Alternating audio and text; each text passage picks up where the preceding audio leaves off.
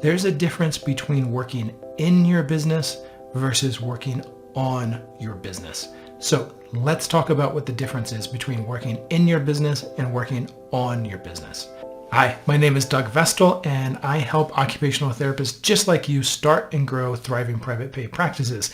And I create these videos from mistakes and lessons learned from when my wife and I started our own OT private pay practice in the hopes that you can shortcut your path to success. Now, today I want to talk about a new role, a new job that you've given yourself once you become a business owner. And this is something that most therapists don't necessarily plan for or think about, but it is a critical distinction between whether or not you're going to create a private pay practice that's going to support you, that you're going to be able to thrive in, and that you're going to be able to grow versus one where the phone doesn't ring. And what I'm talking about is really stepping into that new role as a CEO. Now, a lot of therapists may be a little bit reluctant to call themselves CEOs. You really think first and foremost with your OT hat on, with your therapist lens on.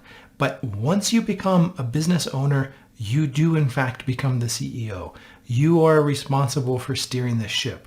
Your list of duties has greatly expanded, which we're going to talk about. Now, these things are not impossible to do.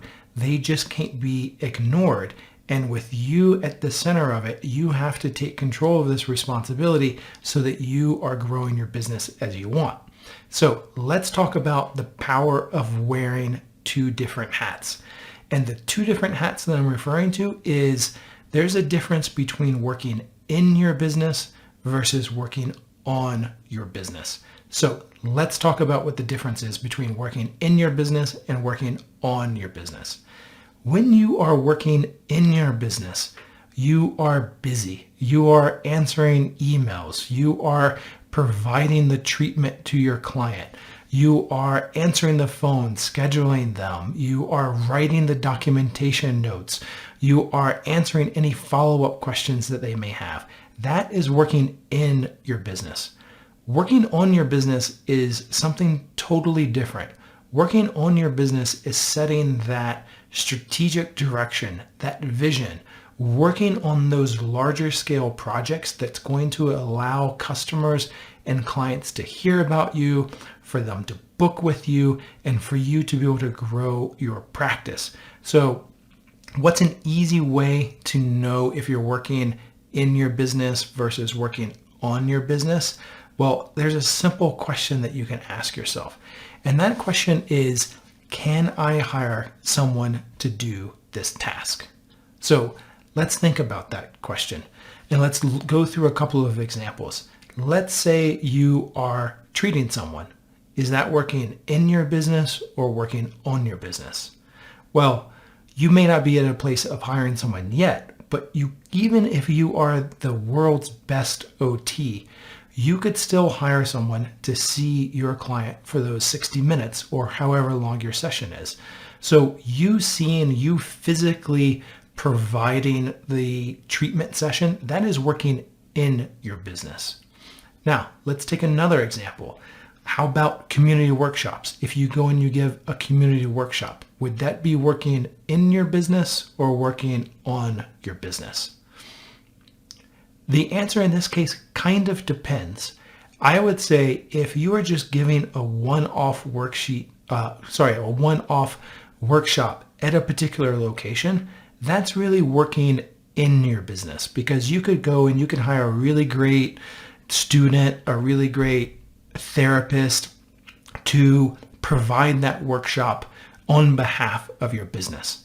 But if you were to take a step back and say, actually, community workshops are the way I want to grow my practice, and I am going to research all of the best places to provide community workshops. I'm going to make sure that the one community workshop I do isn't isolated, but it repeats itself maybe every 2 weeks, every month. I'm going to go out and I'm going to have a plan so that my referral sources are automatically sending new potential clients to my workshops. And then after the workshops, I have a way to follow up with those attendees to provide them with some free education, so hopefully they book. So in other words, you're working on the plan around how to move people into your community workshops, how to nurture them inside of your workshop and provide a really great experience, and then move them from being just a workshop attendee to a actual paying client. If you're working on that structure, that's working on your business, because you are working on the things that are going to move the needle for results. So it really depends upon your mentality going into these individual tasks.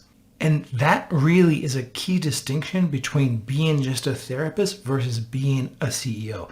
Now, a therapist is so deep down into the trenches of the treatment session that they don't really take the time to stick their head out and see what's going on outside of the treatment session. And that's where you as the CEO comes into play. You are able to, and you should be taking that 30,000 foot view to look and monitor the overall health of your business, to be looking at what are those strategic things that you need to be working on to grow, not just the nitty gritty of how the treatment sessions are being provided, and not just how the progress of that one individual client is progressing, which is important, but really taking a step back and going, okay, what is the most efficient and effective use of my time as a CEO? What are the skill sets and vision that I have for my OT private pay practice? And what are the big initiatives and big goals that we need to accomplish over the next 3 to 6 to 12 months so that this OT private pay practice is on stable ground and has a variety of clients coming into the door who are more than happy to pay, who stay with you through the entire treatment plan, and then who ultimately refer to you. That is the job of a CEO. That is the job of stepping into that entrepreneurial mindset to make sure that you're really focused on those tasks that only you as the CEO can perform. And as the CEO, you're going to have to start to develop the muscle of deciding what's important for your time. And one of the biggest pieces of advice I can have is do not mistake being efficient with being effective. So efficient just means that you're really good at crossing off everything on your to-do list, right? You move from one task to the other, you're working very efficiently, things don't take long. This is the manner in which most people operate when they have a mile-long to-do list. They just think about how can I get through this more efficiently and faster. But your job as the CEO is to ask more effective questions, such as, is this task even important to do? Because the worst thing to do is to do a task that doesn't need to be done faster. So your job as a CEO is to ask those questions about, wait a minute, maybe that particular activity is not something that I need to be spending my time on. And to help you with this, we have 3 questions which are really, really powerful so that you can spend your time in the most effective way. And these 3 questions are, number 1, so will this activity bring in new clients, right? And how do you know? Really, really critically ask yourself the question, how do you know this activity is going to bring in new clients? And what is the proof that you're going to be measuring over time to make sure that activity actually does? Now, number 3 is, will this activity help keep my current clients? So will this activity lead to more client retention, more rebookings for them, more completions of the entire standard of care that you're laying out for the client? And again, ask yourself, how do you really know this is the case? And then finally, the 3rd question is, will this activity lead to more client referrals? And again, ask yourself, what's the measurement that you're going to have for this? Because the things that get measured get managed. So you can see these 3 questions are all around the client experience. How to bring in new clients, how to keep existing clients, and how to turn existing clients into new clients through referrals. And those are the critical tasks that a CEO obsesses over and has plans over. And as you take on this new role, the best thing that you can do is demarcate your time during the week to work on these tasks. we found that it's incredibly difficult to switch from task to task. So to work from working on your business to working in your business. So what we've done is we've dedicated just one day a week where we are working on our business. And during that day, we're not answering emails. We are not providing treatments. We are not meeting with referral sources, but we are reviewing goals. We are setting goals, and we are reviewing the plans that are in place to see how the progress is being made. And look, this is not a hard, exact science. So you're going to plan, you're going to have to iterate, you're going to fail a little bit, and then using those days, for those CEO days, you go back and you readjust your plans. And then those other days are when you're actually executing. So let me give you an example of what this would look like. So let's say that we see a provider who has not provided us any referrals recently. What we would do on this CEO day is we would take a look at, okay, when was the last time that we did any outreach to this particular referral source? When was the last time that we dropped off marketing materials? When was the last time that we provided them with notes or a thank you and a follow-up letter?